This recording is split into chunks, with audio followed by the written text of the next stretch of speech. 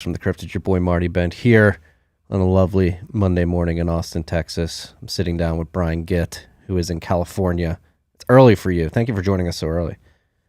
Oh, thanks so much for having me on. I'm really excited to have this conversation with you. No, I'm as well. Like I was saying right before we hit record, I think obviously if you've been listening to this podcast in recent months, there's been a lot of focus on energy policy, and the state of the world as it relates to idiotic energy policy that has been thrust on many people throughout the world. And me personally, I think this conversation and this topic is extremely important because we're beginning to realize rather quickly that idiotic energy policy is having a material effect on the quality of life of humanity globally, and it is putting us in a very precarious situation. So that's why I'm very excited to be sitting down with Brian, who has been trying to help investors navigate the energy sector and highlight where the signal is in the sector and where sensible policy could go. And I think your experience, particularly in the solar industry, and your beating of the drum of, hey, we need to focus on nuclear is very important. Yeah, I don't want people to make the same mistake I made. I basically wasted 20 years of my life, which is a lot of time, a lot of years, working on the wrong problem. And I was doing it for all the right intentions, the right reasons. But that doesn't mean that you're going down the right path. And so anything I can do now to correct the mistakes of my past and to help educate people about a more effective way forward is what I'm trying to focus on right now. So why do you believe that you wasted 20 years of your life? So it really started the genesis of my whole journey on this really started because I love the outdoors. I love nature. I used to lead wilderness trips for teenagers in Alaska. We'd go 40 days into Alaska and do mountaineering and backpacking, ice climbing, whitewater rafting, all that kind of stuff. I just fell in love with nature and the outdoors, wilderness, the kind of raw energy of it. And I just wanted to do something to protect it. And so I got sucked into energy and buildings and efficiency and renewables because I thought, wow, this is very tangible. This is pragmatic. People talk about saving the rainforest or, these kind of things that are very distant from most of our lives. But to me, we all live in a house, or most of us, we go to school or work in a building. We have this direct relationship with the built environment and with energy. And so I figured if I can help educate and change policy and just promote energy efficiency and renewable energy, I can make a really pragmatic, direct impact. And so everything about my journey was mission driven. I wanted to make a difference. And I think my story is probably similar to a lot of people that are embracing renewables. Like they're getting into it for the right reasons. They want to make the world better, right? I'm sure there's a few people on the fringes out there that are maybe don't have the holiest of intentions, but I think the vast majority of people are really thinking correctly in terms of they want to make the world better. But the problem is, I got this mind virus that it seems many other people have gotten recently, which has you view these issues through tunnel vision and really lacks critical thinking on how you understand the energy system. I actually remember the moment I was sitting in this little auditorium in Prescott, California, not California, Prescott, Arizona. I was sitting with Amory Lovins, who is well known in the energy efficiency space and promoting renewables, and he was giving a lecture, and he just blew me away. He's a really great communicator, for one. I was really young, really naive. I was at that time, I think I was maybe 21 years old, very impressionable. And I was already going down this path, taking all these classes and how do you install photovoltaic systems, really trying to understand how buildings worked and went together to make them more energy efficient. And here I was in this lecture listening to Amory, and Amory was telling me these amazing facts like more sun hits the earth in 1 hour than we consume in a whole year. So, of course, I mean, that sounds amazing, right? Why wouldn't we leverage that, harness all that energy? Especially if we could do it without creating excess pollution. And so I got sucked in and went deep down that rabbit hole, and just went all in on that. And it's a very romantic idea, right? It's almost has a religious tone to it. The way we, as humans, we worship the sun for for thousands of years in our history. In nature, we created gods out of nature, right? And so I think there's something deep within us that resonates about being connected to the natural world and doing things in alignment with these natural cycles, the sun and weather and these various elements. And so it hit me on a very, very deep level, and I just went 100% into it. And I worked in the industry and had many different hats over those 20 years. Um, I did everything from I was the executive director of a trade association for green building in California, where we brought together all of the stakeholders. So we worked with the investor-owned utilities like Pacific Gas and Electric and SoCal Edison. We worked with most of the local governments in the state energy office, which is the California Energy Commission. We had a lot of involvement working with Department of Energy, but we also had all the private sector folks. So we had all the production home builders like Pulte Homes and Centex. We had manufacturers like Johns Manville Insulation. We had large lenders like Wells Fargo Bank and other people that were trying to finance these projects. And what that experience really taught me is how to view these various problems through the lens of all these stakeholders. And so that was just an incredible experience. We were basically developing green building policy in the state of California, as well as programs. So we would train contractors on best practices on how do you make homes and buildings more energy efficient and how to employ renewable energy on those buildings. We developed new financing programs to basically cover the upfront capital investment in these projects and drive down the interest rate. We created a green home label for what it means to be a green home in California. It's called Greenpoint Rated, which is like a LEED for homes, kind of, if you're familiar with LEED, similar to that. So we worked on all aspects of this, from policy to training to educating the public, developing new financing programs and incentives, all of this. And so I did that for a number of years. I'll pause there. I don't want to just ramble on here. I mean, there's a lot of a lot of different directions we can go. No, I love. I wouldn't consider it a ramble at all. I think it's important to set the stage and the context from with your background specifically, because, like you said, you went into this rabbit hole with the best of intentions. You're mission driven, and that's one thing I get.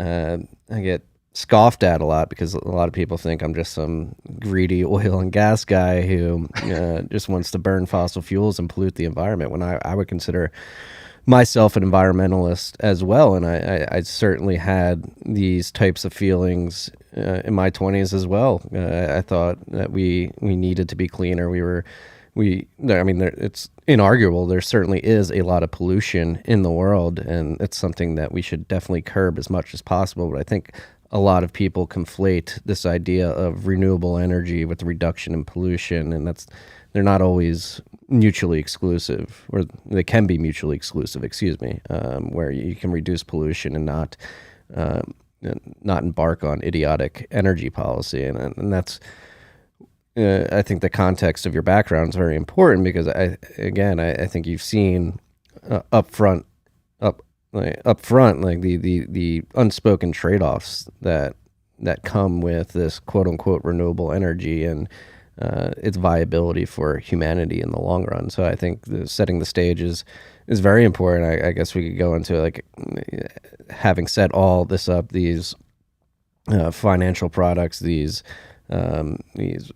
renewable standards and stuff like that. When did you begin to have this feeling that maybe what you were doing wasn't having an overall positive effect on the world? Mhm. Well, in that role with that organization, I still was delusional. So reality didn't hit me yet. It took me a longer time. So my next role, I was recruited to become the CEO of this consulting firm that was focused on clean technology, efficiency, commercializing new technologies. We did everything from fuel cell vehicles to carbon sequestration at power plants to we would run really large energy efficiency programs to make buildings more energy efficient. And I spent 7 years leading that firm and growing it. And during that time is really when some of the cracks in the overarching narrative started to show, and my own belief system started to show. And it happened during the Obama administration in around 2008, which was obviously when the Recovery Act, due to the the huge economic meltdown that was happening. And the federal government, specifically Department of Energy, wanted to infuse the economy with a bunch of money to put people back to work, to create jobs, and stimulate that. And so one of their strategies, obviously they had many strategies, but one was to pump a lot of money into the energy sector specifically. And so my firm, this was partially the benefit I had because I had all those relationships through my prior role within government and within utilities, et cetera. I was able to build this coalition of stakeholders really quickly because these were competitive solicitations from both Department of Energy, the California Energy Commission, and also local governments in California. And billions of dollars were flowing. And so you had to jump on it quick. And I brought some of these relationships to bear. We put proposals together, and my company ended up winning some pretty substantial contracts. Just our firm alone won a $60 million contract to be the prime contractor to help implement very large scale programs throughout California, which included working with all the investor-owned utilities, local governments, and private sector stakeholders. And I always thought the problem was, and this was one of my false beliefs, that if we just had enough money to implement these programs, we could scale it, we could make them really effective. But what this time period really taught me, and working on this for several years, is that money was not the problem. The problem was the core design principles in we were lacking critical thinking on how to really address the problem. And in that program, we pulled out all the stops. So we built huge loan loss reserve funds to drive down the cost of financing the upfront capital improvements to make these projects happen. We developed standards for the programs. We did quality assurance. We did all the training. We did a massive amount of community outreach and engagement to the general public, as well as to the building trades. And we ran this program for years and still around today. It's called Energy Upgrade California. And it's grown and changed over the years. And we had these big, bold, audacious goals for the program about how many homes were going to be upgraded, how many buildings were going to be become more energy efficient. And the reality is the program just did not deliver at all on the anticipated goals that we had hoped. And it was really telling because the government agencies wouldn't they couldn't take that in really. I mean, they just kept spinning success stories. Like they said, oh, look at all the energy saved and look at what we've done. And I was looking around and go, what are you talking about? I mean, this to me, I felt partially responsible because I was one of the main people that helped bring this whole strategy together and promoted these ideas. And when I was seeing it fail and fail and fail, it really rattled me, right? Because I had all these beliefs and ideas about what it would take to make the program successful. And what I was seeing in the real world, in the most progressive state in the United States of America, California, with almost unlimited resources, with all of the support of the state, local government, utilities, private sector buy-in, these things did not scale. These things did not work. And so that was really eye-opening. So, what were some of the specifics of the failure of these projects? What was preventing them from scaling, and how were they not working? The main issue is they didn't provide enough economic value to consumers, to homeowners, or to building owners to move forward on these projects without massive rebates, incentives, and low-cost financing. And even when they did, it was mostly free riders. And what I mean by that is, let's just take a house, a typical home, a single-family house, and we would be offering up to sometimes $5,000 worth of rebate money to make them more energy efficient. So to upgrade your heating and air conditioning system, to put in new insulation into the house, do all of these various energy efficiency measures. And we would offer subsidized financing and up to like $5,000 worth in rebates, like direct rebates, which is pretty substantial. Now, these projects on average can cost, depending on the size of the home and in some unique aspects to it, sometimes $15,000 to $20,000 to put these improvements in. Well, the energy savings that you're going to derive from implementing these projects never pay that back, or it takes so many years to pay that back. I mean, there's a lot of great reasons to do these projects. I mean, adding insulation in your home is excellent. Not only because you increase the thermal comfort of your home, you have better acoustics, so you don't hear all the noise pollution from the street. It's more comfortable. There's good reasons to do it, as well as upgrading your heating and air conditioning system. But economics generally is not the driving factor. So what we found was the people doing these projects had really old furnaces or really old air conditioners. They needed to replace them anyway. So they're just taking advantage of the government subsidies, saying, well, if we got to replace this thing, or we're thinking about replacing this thing, we might as well do it now and grab this $5,000 from the government, and take it. And I don't blame them. I would do the same thing, right? I mean, I'm not pointing fingers at anyone like they're doing something wrong. So all the incentives were misaligned to develop a scalable program. If you want to scale something, the market has to pull it. You need to provide enough value to a customer that they want to buy it, and they can internalize that value. And these programs did not do that. They were propped up by subsidies, and therefore only the people that were already likely going to do these projects or already had so much money they didn't really care about the financial incentive in terms of the savings would do the project. So it's mostly wealthy people. We are in essence subsidizing wealthy people to upgrade their homes, similar to how we're subsidizing wealthy people to buy Teslas or other electric vehicles and solar panels today. So it's kind of a regressive energy tax on poor people or lower income people that can't afford to, these $15,000 or $20,000 improvements, and they're getting subsidies from the government. It's kind of really obnoxious when you zoom out and think about what's happening. Yeah. I mean, it's funny how when the government steps in and offers all these quote unquote incentives and subsidies, people are going to figure out a way how to game the system and find the loopholes to better take advantage of it for themselves. And again, it hasn't produced the outcomes that the government would like. And I think that is honing in on like the micro scale, like a house by house basis. But when it comes to like overarching energy policy and these push for solar, wind, and EVs specifically, like there's a lot to be said about the economics of these systems and whether or not they're driven purely by subsidies. Is that the case on the macro scale too, in terms of trying to transition grid baseload fuel sources from fossil fuels and nuclear to wind and solar specifically? Yeah, I mean, when we look at this, we have to acknowledge all energy sources have trade-offs, every single one of them, whether it's fossil fuels, nuclear, solar, wind, geothermal, no matter what it is. They all have pros and cons in cost and benefits, and we need to weigh those. But I think what we're oftentimes missing is we've started to pick a winner just because of a certain narrative around, because it sounds good or makes us feel good, versus fully evaluating it based on really effective criteria. So I think the first thing is zooming out and what is the goal? What are we actually trying to achieve? Why do we even care about renewable energy? Like, what is the point of all this, right? It's a useful question to ask. I mean, I think the goal is we want to protect and improve the quality of human lives, and we want to protect and improve the quality of our environment. Okay, I think most of us can agree that's the goal, right? So oftentimes I think we skip past that and lose total sight of that. So my question is, all right, well, what's the most effective way to reach that goal?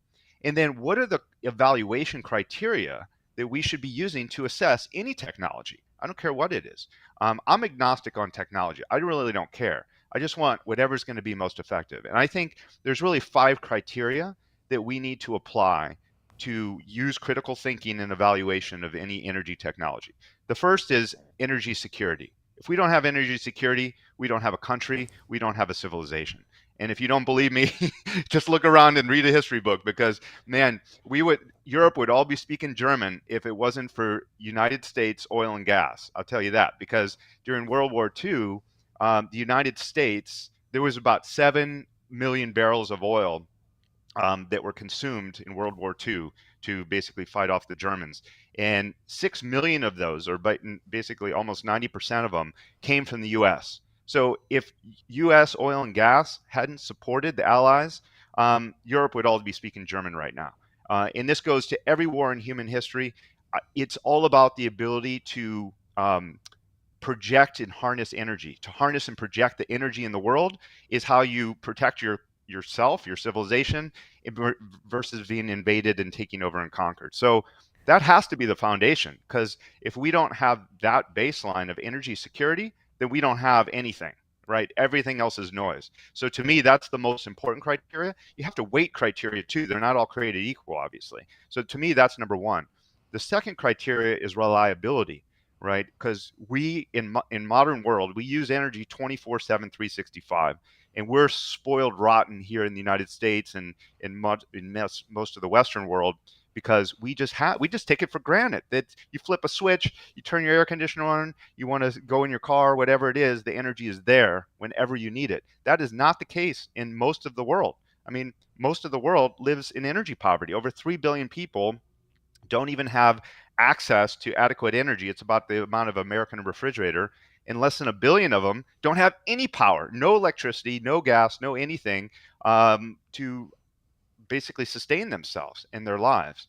And so if we start eroding the reliability, we are going to have massive consequences. And you're seeing it in Germany and in Europe right now. Factories are shutting down and halting, like fertilizer factories that to create our food system are not able to operate. Smelters are shutting down because they're not able to operate. If you can't operate energy intensive energy industries, you can't function. So you need to have reliable electricity and a reliable energy source for that. You can't just have it on and off. That's why countries are poor. That's why when you go to Africa and some of these other third world developing areas, a huge part of why they're poor is because businesses can't effectively operate there because they don't have a reliable energy grid. So reliability is number two. Number three is affordability. If it's so expensive to make energy, then it really limits what you can do with it. You can't. That's why they're shutting down these plants. You can't make fertilizer right now in Europe, in many parts of Europe, because it costs more to make the fertilizer than you can sell the fertilizer for. So if it's that expensive, it just basically inhibits what you can do with energy. So affordability is key, and this is just crushing on lower and middle income folks as these utility bills go up. I was actually retweeting one of your tweets. I think it was over the weekend or maybe on Friday about Germany. In that Germany's energy costs have gone up 87% year over year. Which imagine if you're on a budget just trying to feed your family, and all of a sudden your energy bills in the winter are going through the roof, and you can't even afford to heat your home to protect your family. I mean, this is survival. This isn't just nice to have. Are people going to die? Are people just not going to be able to function well? So that's the third one, affordability. Fourth criteria is emissions.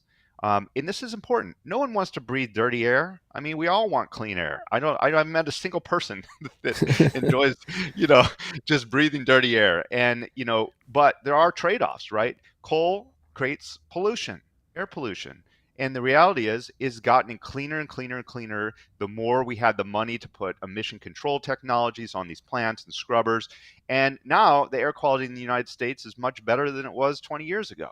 So there's ways that you can still burn energy sources and be responsible and reduce pollution. And usually it goes through an evolution.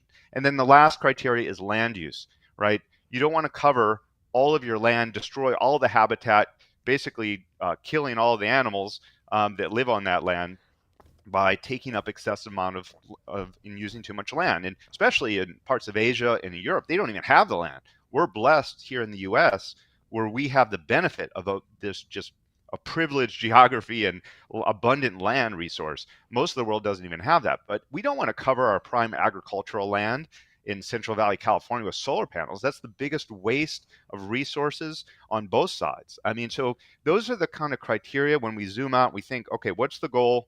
What are the criteria we're going to evaluate technologies and look at?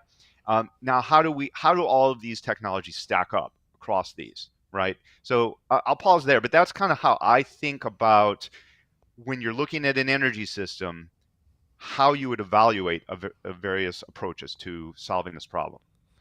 Yeah, no, I mean, that's a very robust analysis and criteria to think about. And I think that's a very good way to present this to the public. Like, hey, we need energy. you like flipping a switch and having your lights turn on. This is obviously important, and that's what I think the biggest problem in the whole debate around energy today, particularly here in the West, is it's very binary. It doesn't take that nuanced criteria that you just described into consideration. It's either green and renewable, or it's dirty and unusable. It's going to kill us all. And I think setting the landscape with those 5 criteria is very important to help frame the conversation. And land use specifically is one that many people don't talk about, and that really what underlies that land use when you compare like a natural gas power plant to a solar farm, like land use for solar, there's a ton of land that you need to use. For wind, same thing. And when it comes to like a natural gas or nuclear power plant, it's significantly less land that is necessary to bring a considerable amount of energy to market. And that gets into the whole concept of energy density, which is another area where people really don't consider the impact of how dense a particular fuel source is. And that's one of the weirdest things about this transition to wind and solar that I've been trying to beat the drum on the last few months more particularly is what we're doing is regressing to a less dense energy source, or less dense energy sources, and wind and solar particularly, away from nuclear and natural gas, which are significantly more dense. And when it comes to actually getting leverage on a molecule that leads to electricity, there's no doubt that wind and solar are far behind other reliable sources that exist out there. Yeah, a wind farm uses 360 times the amount of land as a nuclear power plant to generate the same amount of electricity. And a solar farm uses 75 times the amount of land as a nuclear plant for the same thing.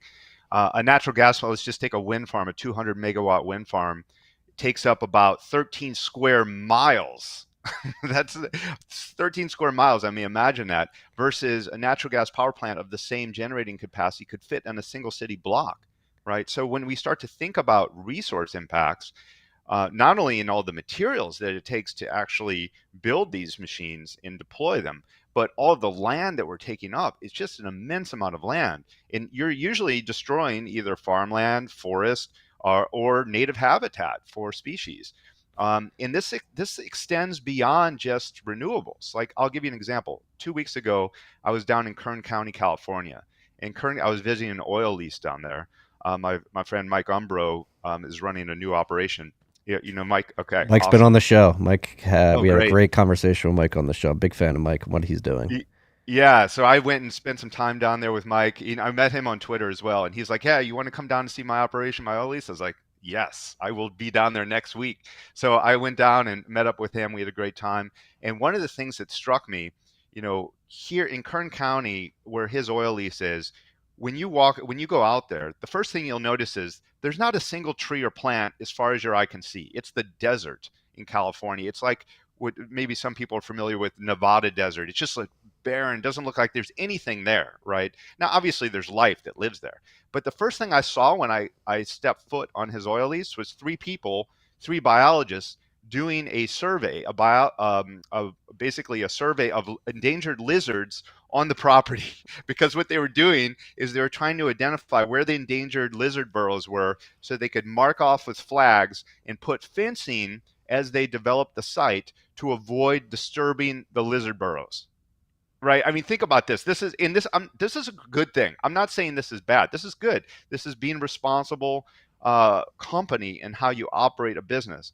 But what is so hypocritical about this whole ridiculous policy, energy policy in California, is because of these onerous, strict requirements, they're pushing all oil and gas production out of the state pretty much. I mean, it's almost impossible. Mike has spent years trying to get this thing permitted, even when they're doing bending over backwards to employ the best practices for the site.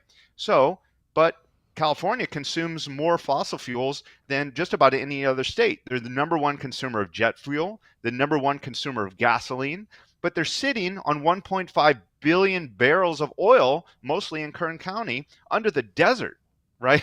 It's crazy. So now we're importing it. So California gets 50% of its oil. It comes on crude tankers from Ecuador, Iraq, and Saudi Arabia. 50% of it just from those three. Number one is Ecuador. So what we're doing, instead of drilling in the desert where there's no plants and trees in a very responsible way, we're carving out so we don't bother the lizards, we're slashing and burning the rainforest in Ecuador where they have no regulations or requirements. They're not containing the oil nearly as responsibly as they are here. They're flaring like crazy because they don't have the flaring. You're not allowed to flare in California, which is basically just burning off unwanted natural gas when you're drilling for oil. In Ecuador, they don't believe in that. They flare as much as they want, right? So you have all the air emissions from the flaring. You have all the destruction of the Amazon rainforest that's happening unnecessarily just because California wants to feel virtuous and export or import their oil. Then you put it on a crude tanker and you burn fuel oil to ship oil halfway, across the ocean, whether it's coming from Iraq, Saudi Arabia, or Ecuador. Um, that is the most polluting of the fuels, much more so than gasoline that we use in cars and trucks.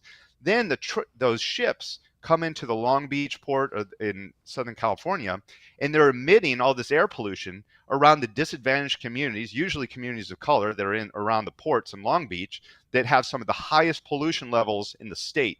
Right, it's actually a big problem, air pollution, because of all the ships coming in.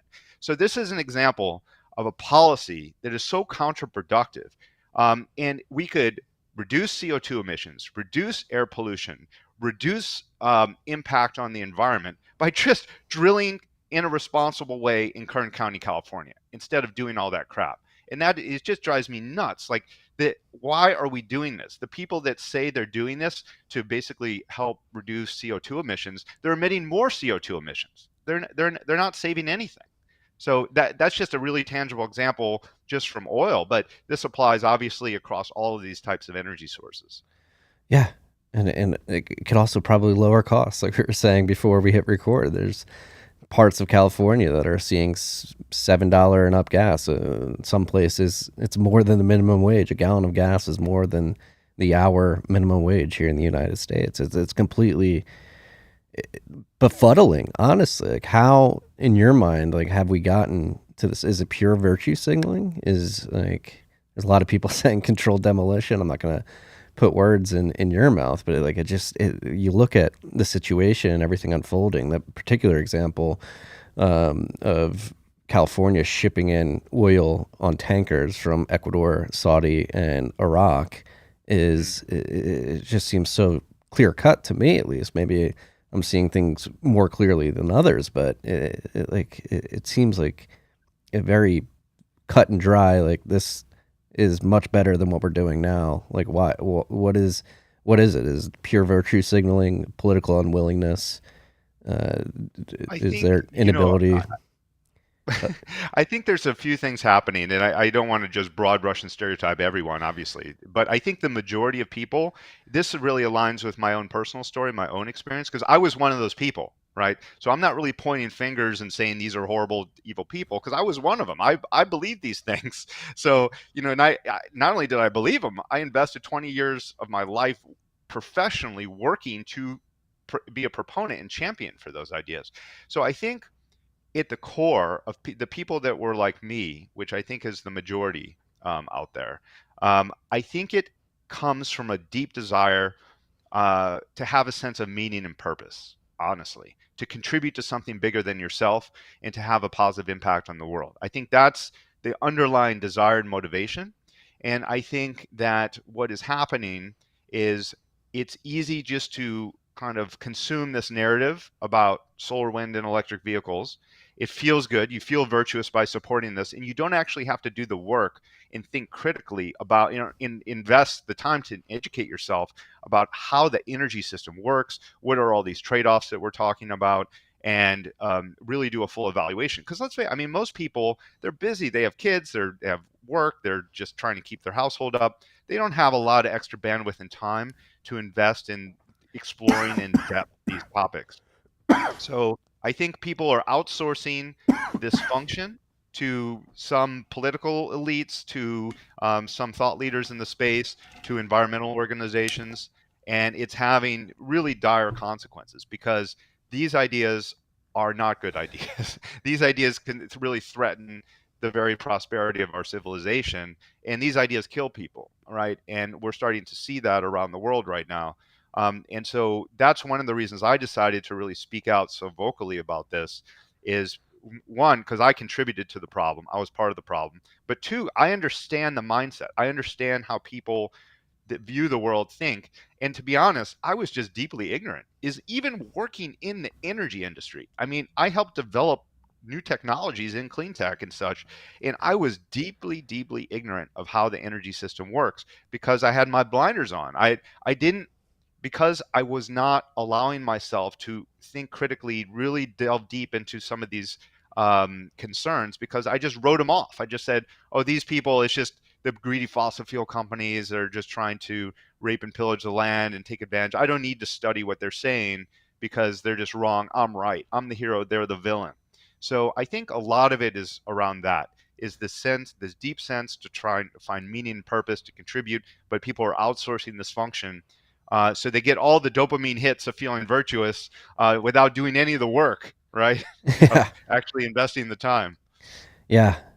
No, and again, it's hard. I don't want to like have like a woe is me moment. Like I've been, again, like talking about this stuff very aggressively for the last few years. I started with like ESG, and then as I dove down, like I was ignorant to how the energy industry worked and how electricity actually gets delivered until I fell down the Bitcoin mining rabbit hole and was forced to learn more about it just because of my job. And it's been, again, I've had a lot of people attack me. I've had 1-star reviews on this show on Apple Podcasts because people hear me talking about this stuff and beating this drum, and they're like, you're just like an evil greedy, like you're using natural gas to mine Bitcoin, so your incentives are not aligned. But again, this, take the Bitcoin mining out of it, like I've come to realize that this is a very big human issue that, if not identified and we don't change the tides rather quickly, like we're going to find ourselves in a situation in the next decade, 2 decades, where you have deep human suffering because of these idiotic policies. And I agree. Like again, like I'm an environmentalist. I want to be as clean and efficient as possible.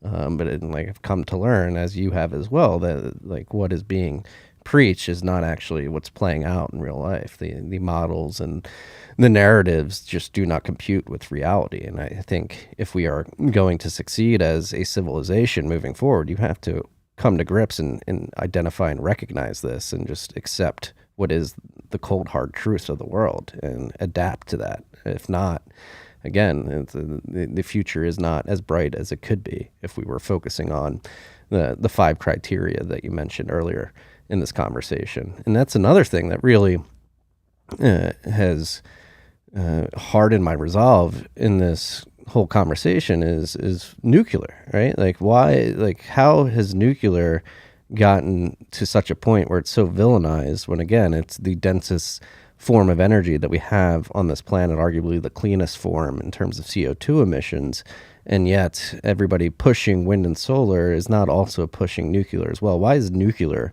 been demonized?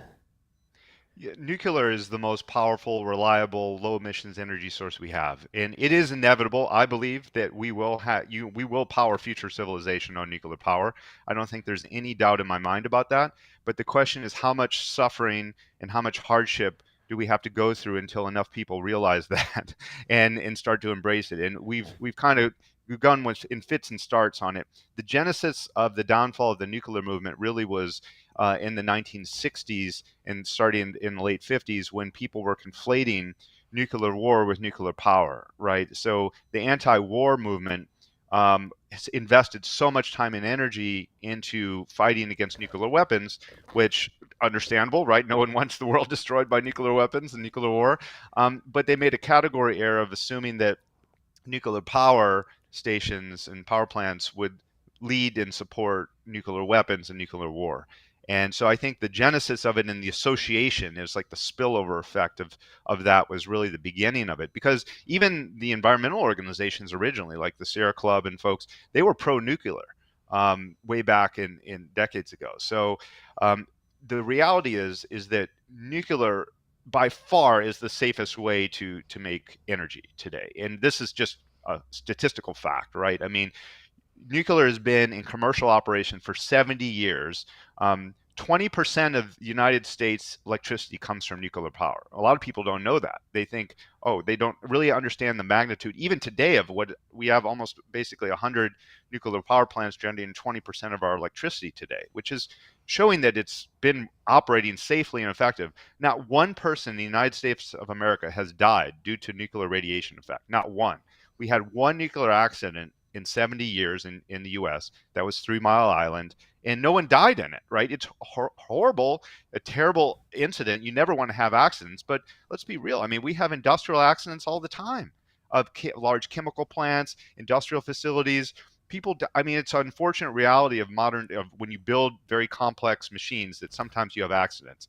Um, but now the technology is so much more sophisticated than it was when these original plants were built, and the safety mechanisms. I mean, we barely even had computers that worked well then. So I mean, to compare plants that were built in the 1970s with a plant that we could build today is just insane. But even using the old technology, it's very safe. You know, in Fukushima, which is another horrible disaster, only one person died from radiation exposure. Yeah, people died in the evacuation due to the earthquake and tsunami and all of that, but that wasn't due to nuclear radiation. And you know, the biggest Chernobyl disaster, obviously, they did not have the containment systems that are used across the industry. They were like everything that you shouldn't do, they did basically. And even in that horrendous disaster, only about 200 people have died due to radiation effects in the original accident. And the people that did get exposure and have some cancer risk, it's thyroid cancer, which is generally not fatal, and it's very treatable. And it's a very small percentage of people that are actually having adverse life impacts in the scheme of things, right? So it's the same reason why some people are more scared to fly in an airplane than drive a car. It makes no sense statistically or just when you evaluate risk. But there are people that are scared to fly. They think it's more dangerous, right? But it's not. I mean, we know that very few people die in plane crashes, but tons of people die, like what, 30, 40,000 people die just in the US in auto accidents every year. Yeah. So it's the same thing applied to nuclear, where people are not applying statistical thinking and risk assessment to the level of potential risk involved in this.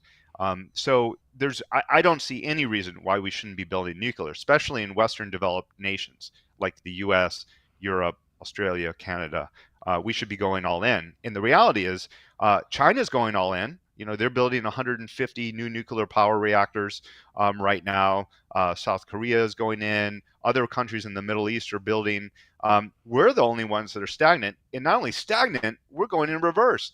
You know, we've shut down Indian Point in New York that supplied, I think it was about 25% of the electricity of New York City. And what they're just replacing that clean energy with fossil energy anyway, and their emissions are going to go up. They're not replacing that with solar and wind anyway. And now we're facing the potential shutdown of Diablo Canyon in California. It produces about close to 10% of the in-state electricity production in the state. And you know, at a time where we're facing grid reliability issues and shortfalls, they're talking about the California Independent System Operators telling us, warning us that we're going to likely have rolling blackouts due to not having enough electricity. They're even considering shutting down a safe operating nuclear plant that's supplying almost 10% is the height of insanity. Like, why are we doing this? This is absolutely crazy to me. Yeah. I mean, you just look at, you mentioned Germany a bunch of times. You look at what they've done over the last 2 decades. They've decommissioned a number of nuclear power plants in favor of wind farms, and it's created disastrous consequences for them. They have the highest electricity cost per kilowatt hour in the developed world because of this transition. It's I think Germany is the best example because there's no country on earth that has invested more time, more energy, and more money. They will have spent by 2025 the equivalent of $550 billion to build a redundant grid of solar and wind power. And when I say redundant, I truly mean redundant, because when you analyze the fossil-fired power plants and kind of the infrastructure, they've had to keep 90% of all their fossil-fired power plants, 90%. So they're going to spend $550 billion to build a redundant grid. Solar only works 12% of the time in Germany. 12%. Like, that's crazy. They're over investing in this unreliable, low grade power source that's working 12% of the time. Wind, they have massive wind droughts. In Europe, in 2021, we had 6 months of wind droughts in Europe. In UK, the wind turbines in the UK operated at 32% less power generation than they were expecting just in 2021 due to the 6 month wind drought. And going back to Germany, you had retweeted something I commented on one of your posts over the weekend. This, I think, is the best example because people have this fallacy thinking, well, we're going to develop battery technology and then batteries are going to kind of help kind of make all of this go away, all this unreliability issues go away. We'll be able to use batteries to store it when the wind's not blowing, the sun's not shining. Well, that's absolutely craziness, right? Germany, they actually looked at 35 years of data. I'm not talking about models of the future or estimating what could happen in the future. There was this group that put together, they went back 35 years in hour interval data. So you looked at every hour over 35 years. And what they found was within that period of time, there was a period of 61 days where you had scarce wind and sun, basically wind droughts and just cloudy days, and just didn't have the resource there. So what that actually meant when they calculated, well, how many batteries would we need to cover that 61 days with just less sun and wind? What they came up with was 24 days of energy storage. That's 36 terawatt hours of energy. 36 terawatt hours of energy, 24 days. That's over 3 weeks of storage would be required for them to go to this 1%, 100% renewable energy fantasy goal that they have. So when you really think about that and you step down, they haven't in right now. Guess how much battery storage is available in Europe, not just Germany, in the whole of Europe today. It's 1 minute and I think 22 seconds of battery storage available, basically in comparison to their total grid needs. So, man, I mean, the entire continent of Europe has 1 minute and 22 seconds of storage. Germany needs 24 days, just that one country, of energy storage to go to this ridiculous fantasy of 100% renewables. So that gives you the orders of magnitude and scale that we're talking about. And the cost of batteries, the amount of mining in chemicals and everything that's involved in making that is just astronomical. Like, why are we even doing this? This is the most backwards way to even think about designing an energy system that is so harmful to the environment, so resource unnecessarily extractive, and basically delivers an inferior low-grade product. It's inferior in almost every way. So why are we doing this? That's a great question. But that's maybe we can put this to rest too. But we just haven't hit the we're still going down Moore's law curve. Like, we're going to hit efficiency gains in the future that will make that possible. Is this true? Is there a future to steelman the argument in which the efficiency gains in terms of the amount of energy that solar panels and wind can harness and the amount of energy that this battery technology can store, is there gains that could be made over the next couple decades that will make this a viable option? Solar, wind, and batteries are getting more expensive now, not less expensive. So this is an absolute category error of thinking there is no Moore's law that applies to these technologies. So commodity inflation, as we all know, is happening around the world with the core ingredients that go into making these things. 50 to 70% of the cost to make a solar panel and wind turbine is just all of the raw materials, the minerals, the energy that goes into making it. And when the cost of those goes up, obviously the cost of solar and wind has to go up. The largest wind turbine manufacturers in the world are losing money on every wind turbine they make right now. They're in negative profit margins, right? The entire industry is propped up by this whole network of production incentives and tax incentives, et cetera, and subsidies. And without it, it would just collapse overnight, right? And so it's not grounded in any solid economic viable foundation. And so these things are getting more expensive overall as we go forward. They're not getting less expensive. And the reason why, it's true that the cost of a solar panel or the cost of a wind turbine did drop like 80% or so over the last decade. So that's absolutely true. Now, why is that? Well, when you actually peel back the curtain and look for the overarching reasons why, the main reason why is because energy cost was low. right? We had really cheap energy over the last decade, which we obviously don't today globally. China was subsidizing cheap coal to make a lot of these various technologies. And not only were they subsidizing the energy side, they were subsidizing flooding those manufacturers with money in China because they wanted to undercut the competition in Europe and the US. And they were successful. They basically bled Europe dry. There's very few, so if any, I'm not aware of any solar manufacturers in Europe that are left. They've all left and gone to China. Wind turbine manufacturers, there's a few big ones still left, but those are now losing money hand over fist, and those are going to be gone soon. The same thing in the U.S. We have a little bit more capacity in the U.S. for solar, but that has dwindled to like a trickle. It's basically the whole supply chain is now in China, right? And there's this understanding that it's not complete. Where most people have heard the stat like 80% of the solar panels come from China, right? Which sounds like a lot. It is a lot, but that's really not the whole story, because the components that make that the polysilicon, the solar grade polysilicon that goes into making that solar panel, when you actually look at the wafer or the solar ingots, et cetera, that get assembled into that, now we're talking about near 99% are made in China. And a lot of it is made in Xinjiang, where there's 45% of the polygrade solar polysilicon is made with slaves. So that's another reason your solar panels have gone down 80%. Not only is China overly subsidizing the energy and subsidizing the manufacturing, but now you have slave labor that is producing 45% of the solar grade polysilicon. And it's even worse than that. They don't even have real transparent tracking to know if your solar panel has slave labor components in it or not, because that polysilicon gets blended with other polysilicon and there's no way to extract it or to trace it. So it's kind of ironic to me that a lot of the people that are talking about these ESG virtue signaling initiatives, and they're worried about how many women are on a board, don't mind about slaves making their solar panels. I mean, that's kind of insane when you think about it, because that's what we're talking about. I'm not talking about like cheap labor in factories. I'm talking about concentration camps, forced imprisonment, where you're forced to go work in a factory. That's what we're talking about here. So that's the social impact of making solar panels. And when we're talking about 95% of these core components are made there, now you layer in, well, how does that work for energy security, right?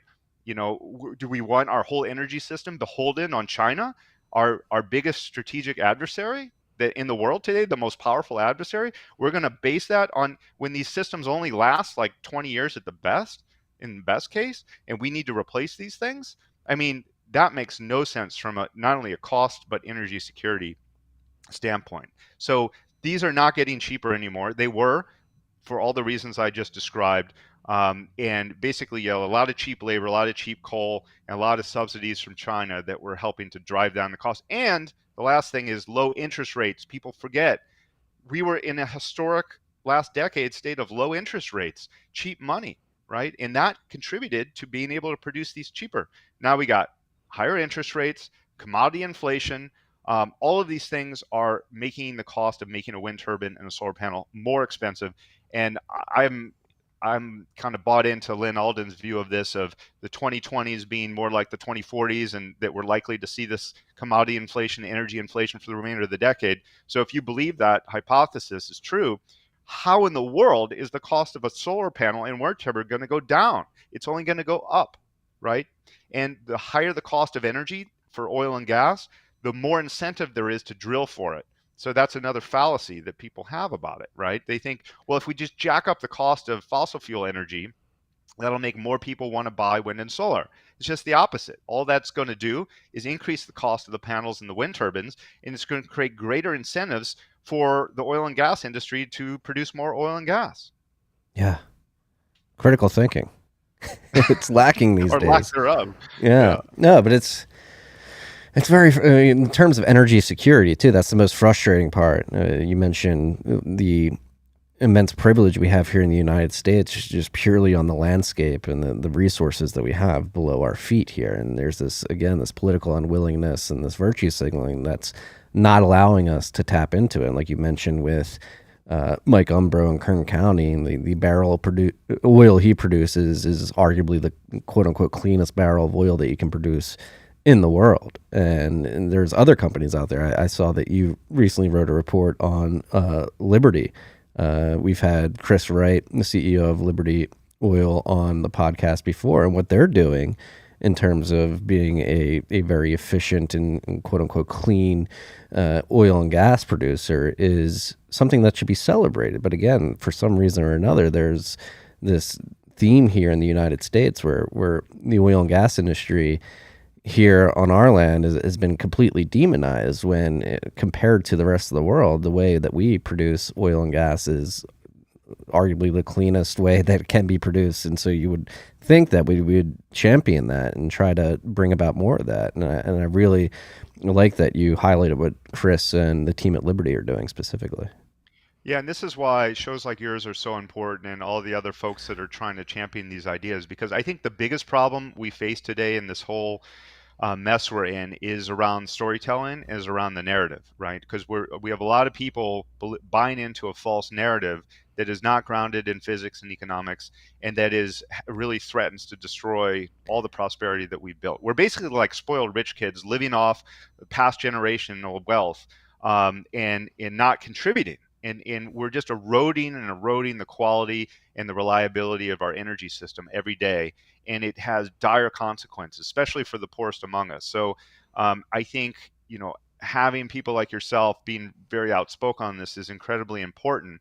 And again, that's why I decided to speak up, because these issues are just way too important. And so this narrative has put fossil fuels as the villains, is these greedy companies that are exploiting the land, exploiting our water, and everything, doing whatever it takes to get them.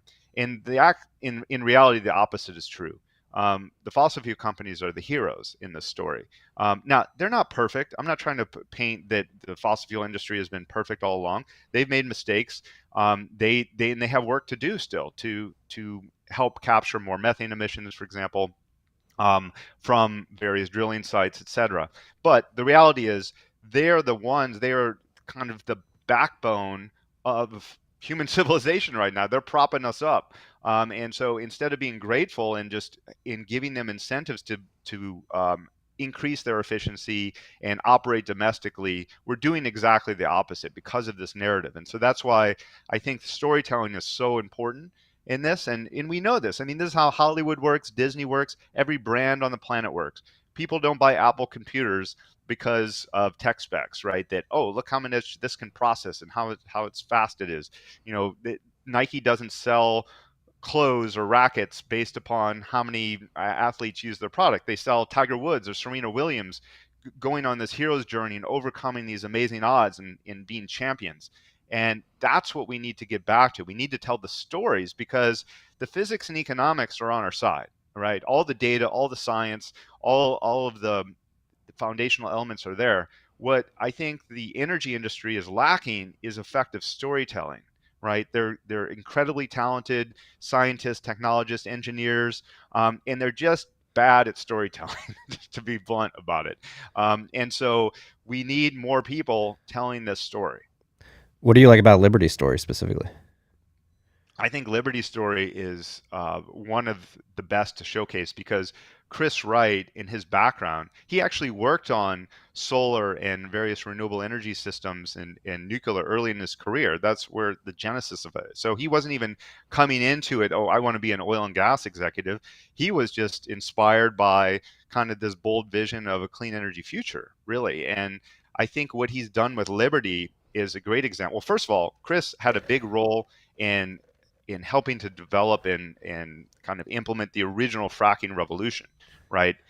His company was doing a lot of the testing and diagnostics underground to kind of help facilitate fracking to happen. So he played a pivotal role in that. And there's no doubt, I mean, we already know that the biggest emissions reductions in the United States over the last 20 years from a CO2 lens have come from switching from coal to natural gas. They've not come from solar and wind. So 61% of the emissions are from that switch to natural gas, and a lot of that is due to fracking. So Chris's role in kind of early in the fracking revolution, but then creating a company that is employing American jobs, American people here, and producing kind of domestic oil and gas for all the reasons I illustrated earlier about how that on all of these criteria, when we look at energy security, reliability, affordability, emissions, land use, all of those things, an oil and gas operation can operate like almost on a postage stamp, right? Compared to a lot of these energy sources, they have limited disruption of the surrounding ecosystem. They're basically just drilling down deep into the earth. And so I think their story is illustrative, and Chris does a fantastic job of talking about how energy is the basis of all human progress and human flourishing, right? He does a fantastic job of telling the story. A lot of energy executives, unfortunately, have put their head in the sand and just think no one's going to bother them if they just keep going along the same path. And clearly, that strategy is not working, right? I think we can all admit that we've kind of lost the narrative here right now, and we have some work to do to overcome a lot of this momentum that unfortunately is rolling down the path. Yeah, and another specific thing that I like about Chris and what Liberty's doing to educate the public is to highlight is how many end products that we use involve hydrocarbons, right? Like his campaign against North Face, when North Face came out heavily against oil and gas, he highlighted that it was extremely hypocritical of North Face because a lot of the products that they sell to the end consumer are made predominantly of hydrocarbons. Yeah, I think that's a great example actually. And the genesis of that is there was a company called Innovex Downhole Solutions. The CEO is Adam Anderson. He's a great guy. I met him recently, and Adam just wanted to make a co-branded North Face jacket for his employees. To have it because he thought the quality of North Face jackets were great. He just wanted to put Innovex Downhole Solutions as a little logo on it for a Christmas present. That was what all he wanted to do. And North Face came back and said, no, we're not going to co-brand it. We don't want your logo on our jackets because you are a fossil fuel company and we think you are a villain and you are bad. And he was like, this is insane. So he wrote a letter to the CEO of North Face. The industry came together, created those billboards that basically said, you look great in that puffer jacket. Because the reality is, all of North Face's products, to my knowledge, I can't think of a single North Face product, whether it's a tent, a sleeping bag, a backpack, down to a shirt or shorts, all of it is made from fossil fuels. So what the hell are they talking about? I mean, they wouldn't even exist as a company without companies like Innovex Downhole Solutions. And here they won't even put their brand on a jacket, right? And then Chris was a part of that, obviously that industry response and created that viral video. But that I think is a fantastic example of pointing out the hypocrisy. Like the story is obvious. Anyone that can't see that North Face products are all made using oil and gas is either just completely ignorant or willfully blind, not to see that reality. And so we have to highlight that. We have to point this out to people that everything around me right now, everything I'm touching, from this microphone to the clothes I'm wearing to the desk to my lights, everything is made from oil and gas. Right? There's very few things you couldn't even go an hour, I don't think, in your day without touching dozens of things made from oil and gas. Yeah, unless you're sleeping in the woods naked. Yeah, and then you wouldn't be very comfortable. Yeah. Uh, no, it's. I hope these. I'm very happy that you came on. That you're telling the story that you are, because I think, considering your background, your experience, and the hero's journey that you've gone through yourself, is a very powerful story to get out there to people. I do completely 100% agree that the world that we live in today is very much narrative driven, and the people on the side of reliable energy production and delivery have not been telling a good narrative for a couple decades at least, and it's time to begin counterpunching on the narrative front, because like we've been saying throughout this whole conversation, human lives depend on it. Yeah, and that's what I'm trying to do with my Twitter, is just put out a lot of content every day so people can see these stories or kind of combat some of these false narratives that are out there. I'm trying to write long form articles and publish in various trade media and other magazines. Just to people can go to my website too, briangitt.com, if they want to see some of the long form articles, or my Twitter is at Brian Gitt. Those are ways that people can find me and see some of this content. But ultimately, I just want to spread this as far and wide as I can. And I really appreciate folks like yourself having me on. Alex Epstein has been a really great supporter, and he invited me down to Southern California for an event down there to meet Peter Thiel and a bunch of energy executives. He's been very supportive. Michael Schellenberger and many others. And so I think we really need to amplify as many voices as possible and build this coalition. We really need to build a movement around this. And this can't just be kind of a hodgepodge effort of a few voices here and there. I mean, we're in an ideological war, and whoever tells the best story wins ultimately. I mean, that's what we're facing. And we need to build a movement that is coalescing around this and bringing in as many people that have different backgrounds and connections and resources as possible to combat these false narratives. Yes, I completely agree. And I guess this is a Bitcoin podcast, and I came to this discussion via Bitcoin mining specifically. I've seen you intermingling more with the Bitcoin sphere. What are your thoughts on Bitcoin? Do you see and do you agree with the ways in which the Bitcoin mining industry is highlighting that it can help out in terms of energy efficiency? I think the Bitcoin mining council is making the same mistake that I made. I would agree there. Basically, I think that I think many of them, I'm sure, are well-intentioned and kind of looking at this from a pragmatic standpoint, thinking that, well, we have to check this ESG box. But I think they're really seeding the playing field and making a strategic error. Because we've been talking for an hour about all of the deficiencies of this low-grade, inefficient, over-consuming, polluting power source that is solar and wind power. Solar and wind are not going to be able to solve this problem. And I think it is just going to fuel this ESG effort in these false narratives by just kowtowing to them and saying, well, look how much Bitcoin mining is happening using solar and wind power, because that is not the solution to this. If, again, zooming out, what is our goal? We're trying to protect and improve human lives, protect and improve the environment. We know that solar and wind are not the most effective tools to get us there. We know that nuclear and natural gas are the most effective tools to get us there. That doesn't mean that we can stop burning coal everywhere. Obviously, in India and in China, they're going to be burning coal, and they're going to burn coal for decades, actually. But certainly in more developed countries, we should be accelerating towards switching from coal to natural gas and then into nuclear as much as possible. And then I think Bitcoin miners basically propping up this false narrative around solar and wind is not helpful, right? It's counterproductive. And all it's going to do is just increase the service of the attack vector, because you think they're going to wait. Once, let's just say you have 90% of all the Bitcoin mining is all renewables. You think they're going to somehow just leave you alone? I mean, it's crazy. They're not going to leave you alone. Then it turns to, the Bitcoin miners using the renewables that could be used elsewhere. Right. mean, that's another drum I've been beating in the industry specifically, is stop doing this, stop kowtowing. Right. Nothing's ever going to be good enough for these people. It won't, because they don't think that Bitcoin has value. And if you don't think Bitcoin has value, then no energy investment in it makes any sense, right? I mean, so that's the core issue. And I think the more engagement on this is a really big strategic error going down that path. Yeah. Do you think Bitcoin has value?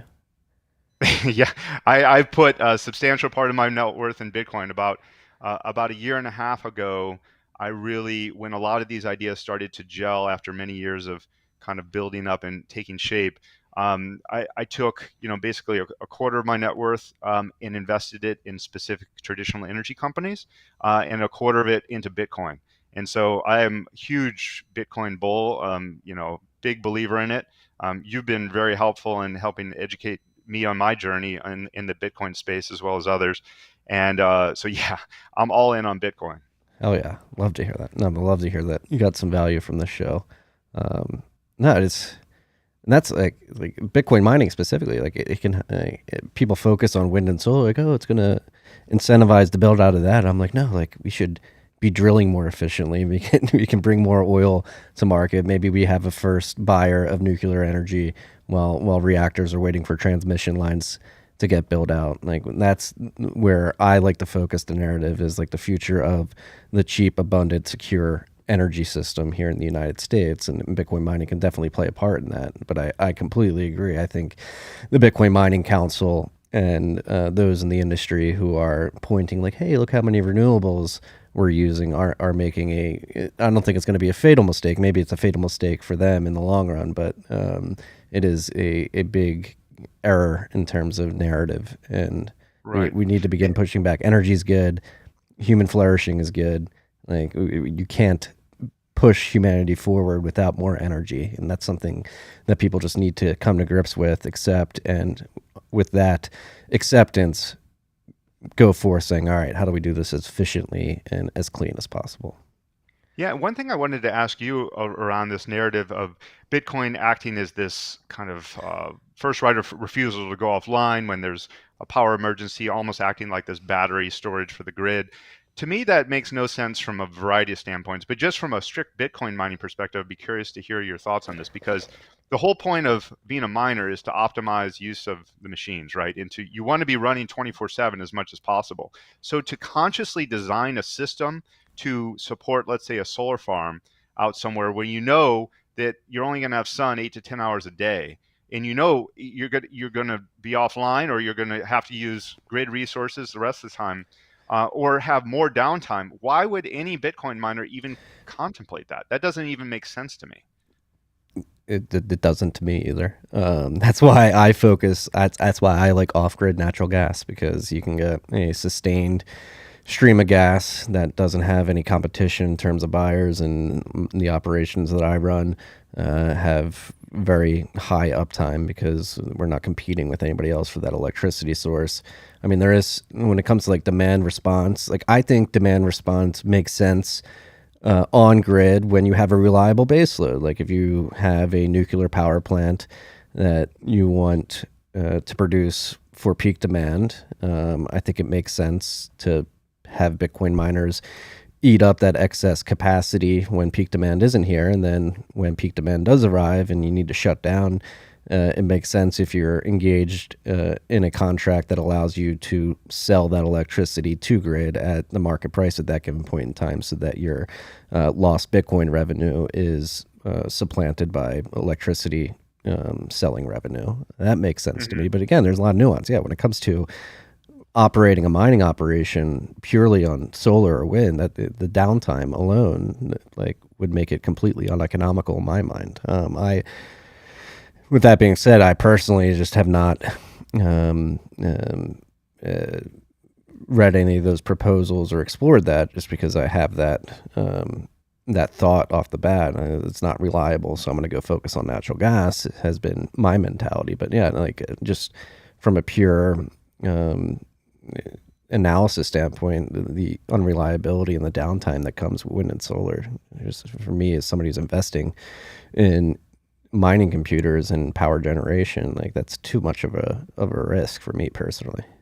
Yeah, it seems like it'll cannibalize the economics. I mean, I get it that it can be Bitcoin miners can be a useful asset to the grid in an emergency, like in a really critical time, like in Texas, where the whole thing is going to shut down. And if you can shut down Bitcoin miners, then great. That's a fantastic service can provide the grid. But it doesn't seem like that should be the overarching design principle where you're trying to optimize around that, or that you want to design your Bitcoin mining operation to try to leverage those kinds of situations as much as that should be such a infrequent occasion to ever happen, right? I mean, I just don't understand this kind of whole mode of pitching Bitcoin mining as this great way to kind of moderate and kind of deal with this unreliability of renewables. Yes. Yeah. And again, the nuance, like I think it makes sense with something like nuclear and nat gas power plants, like you turn off, sell the electricity, as long as you're supplanting that mining revenue with US dollar revenue from the electricity costs, that makes sense. But yeah, that's what I worry about here in Texas. Like again, I have no skin in the mining game in Texas in terms of operations. All my operations are elsewhere throughout the country, but I have skin in the game as a Texas resident, and I see a lot of the Bitcoin miners going throughout West Texas and other parts of the state and saying, yes, well, you can build that wind plant, that wind farm, that solar farm.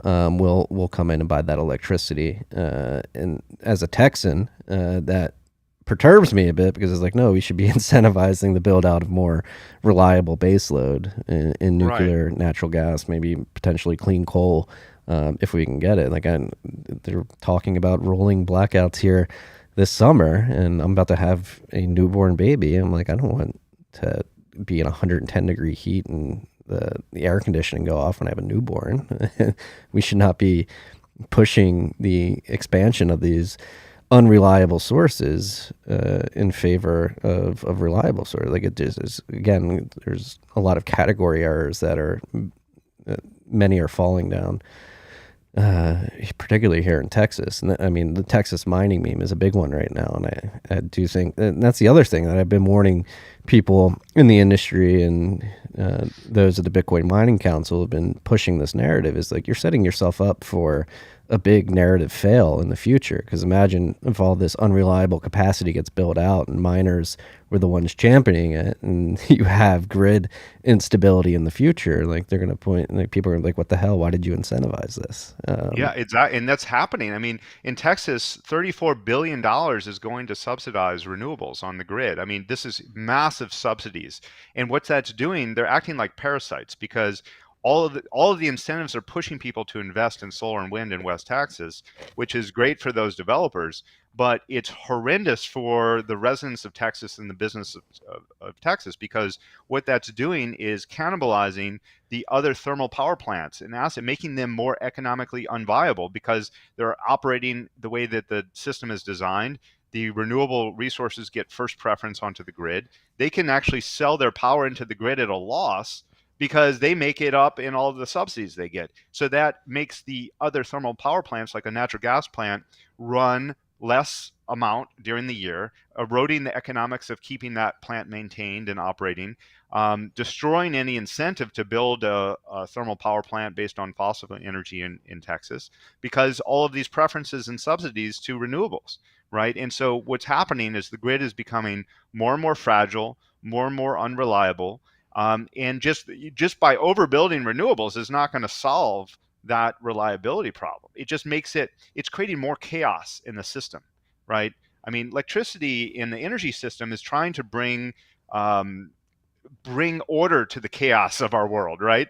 I mean, that's what energy does. But we're doing the exact opposite by loading up on all of these unreliable distributed generation energy sources. We're introducing more complexity, more chaos that has to be managed, and eroding the economics of our stable thermal baseload, right? And this is a colossal failure of vision and strategy because it's people are going to die, number one, and number two, it's going to erode the economic kind of foundation of businesses being able to operate effectively. It's not just Texas; we're seeing this in California as well, where I'm sitting. So this is a huge problem, and it's going to have massive consequences. I completely agree.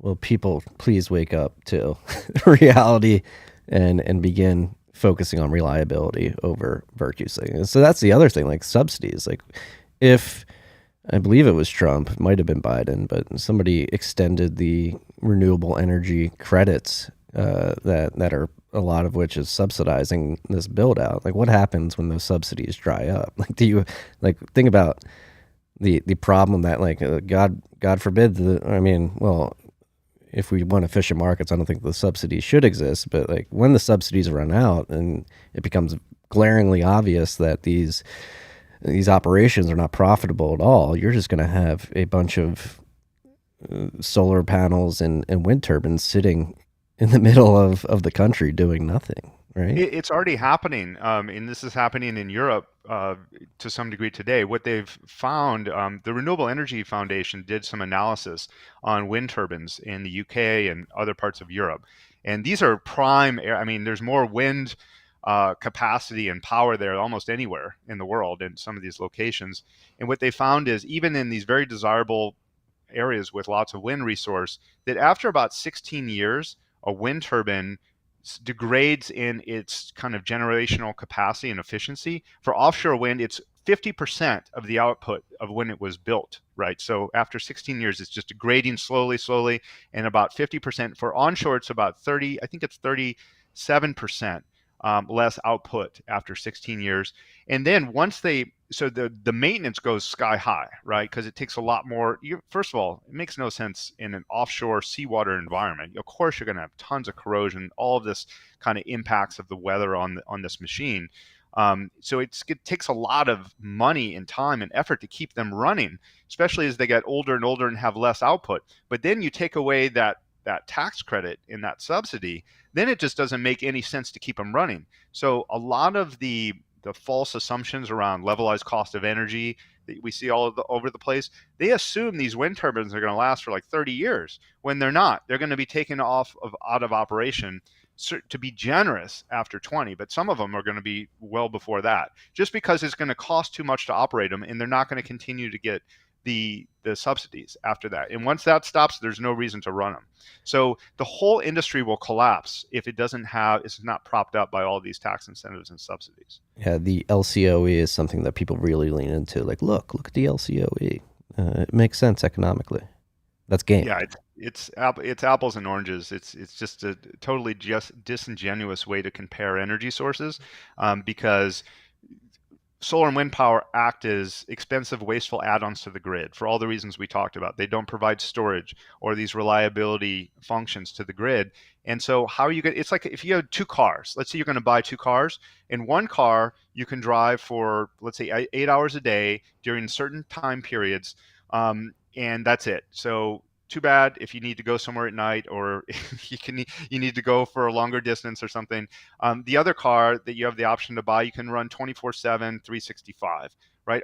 Is the value of those two cars the same? Of course not. No one's going to put this value of those two cars the same. But for some crazy reason, that's what we're doing when we are saying so-called levelized cost of energy.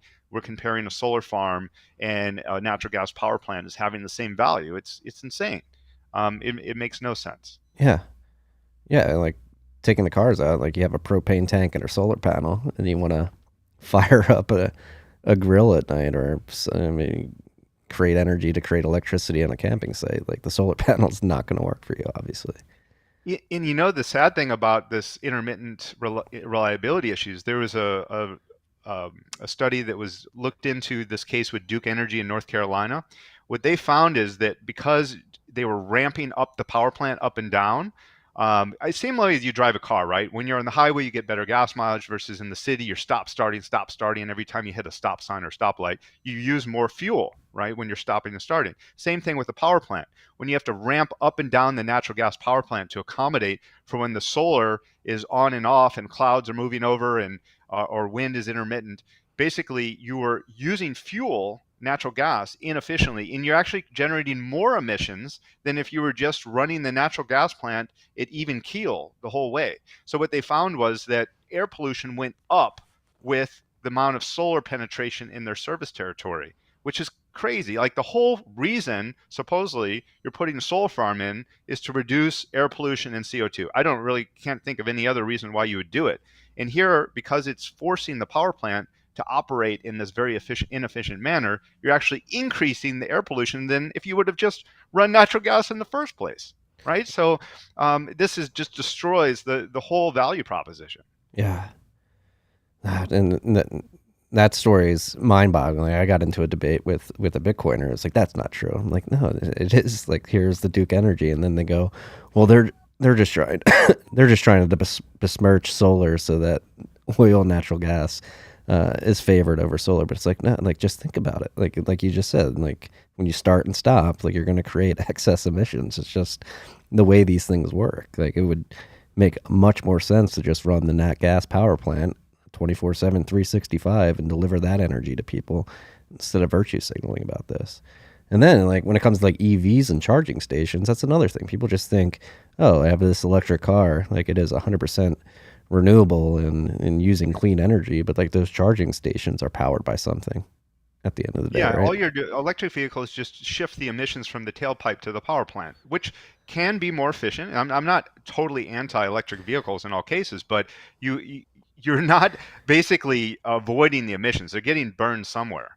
So if you're burning coal to create energy to charge your electric car, don't pretend that somehow you're not having the emissions associated with the coal.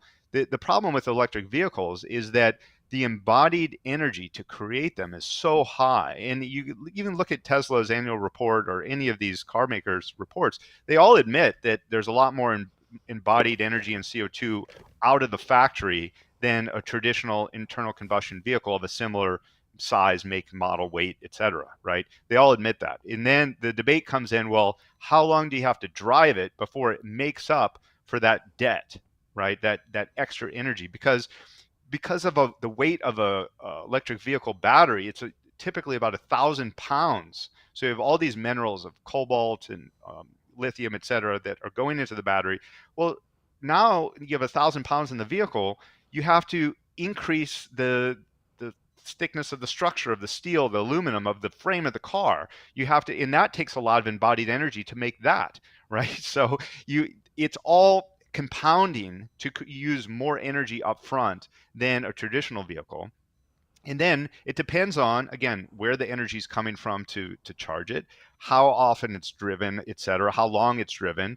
And a big problem too is a lot of the electric vehicle charging stations aren't even working. There was a recent report out in the Bay Area that someone did a survey of all the electric vehicle charging stations, that 23% of them didn't work when they went to go charge the vehicle for a variety of reasons, like the screen interface was down, or the cord was too short to reach the car, or they had a whole bunch of different connection issues, etc. But so there's all these issues surrounding. I'm not against inherently the idea of electric vehicles, but to pretend that they're a better technology today when they take obviously a long time to kind of recharge versus a traditional gasoline car, they're limited in range, they still have a lot of these emission issues that you have to figure out, and they cost more.